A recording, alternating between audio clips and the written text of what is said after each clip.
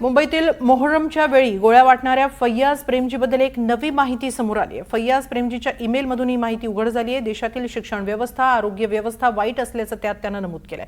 पंतप्रधान नरेंद्र मोदी यांचा देखील या ईमेलमध्ये उल्लेख आहे। इराण इस्रायल देशांनी युद्ध करू नये असंही त्याच्या मेलमधून समोर आलंय। तर देशातील कुप्रथेबाबतही उल्लेख आढळलाय। मात्र हा ईमेल त्यानं इतर कुणालाही पाठवला नव्हता, तर त्यानं तो ईमेल त्याच्या ड्राफ्ट बॉक्समध्ये ठेवलेला होता अशी ही माहिती आहे। फैयाज प्रेमजी हा जगभरातील वाईट रूढी परंपरा दूर व्हाव्यात यासाठी यूएनओकडे देखील गेला होता, मात्र त्याला तिथे प्रवेश मिळाला नाही असंही कळतंय। याबाबत अधिक माहिती घेऊया आमचे प्रतिनिधी ऋतिक गणकवार यांच्याकडून। ऋतिक, काय नेमका हा ईमेल आहे आणि त्यातून आणखीन कोणती माहिती मिळाली आहे?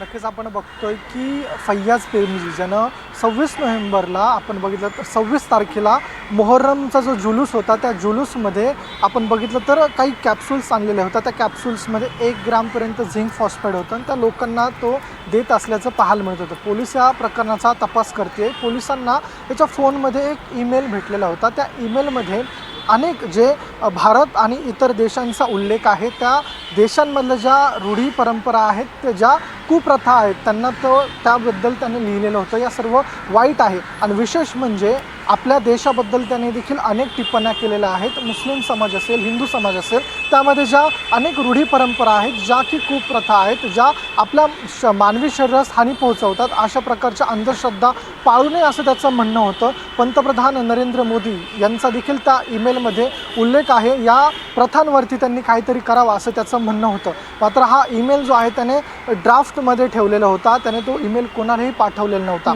त्यामुळं पोलीस हा तपास करताय की त्याला हा ईमेल कोणाला पाठवायचा होता। इतर देशांचा देखील उल्लेख आहे या ईमेलमध्ये। इराण इस्रायल जो वॉर होतोय किंवा इतर ज्या देशांमध्ये ज्या काही कुप्रथा आहेत त्यांच्याबद्दल देखील त्याने या ईमेलमध्ये म्हटलेलं होतं। मात्र पोलीस तपासामध्ये असं देखील समोर आलेलं आहे की त्याला ज्या मोहरममध्ये जे स्वतःवरती वार करून घेतात, जे जुलूस निघतो त्यामध्ये ते नको होतं। त्यामुळे त्याने त्या मोहरमच्या मोहरममध्ये कॅप्सूल ज्या आहेत त्या वाटल्याचं समोर येत आहे।